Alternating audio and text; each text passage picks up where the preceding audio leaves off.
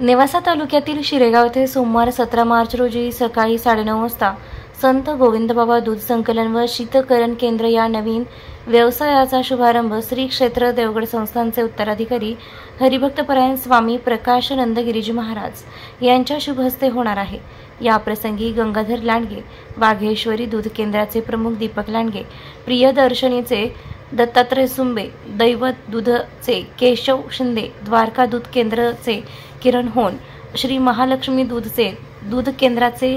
किरण होन, श्री महालक्ष्मी दूध संदीप बारसे, गोधनचे प्रमुख निखिल चौरे, साई दूधचे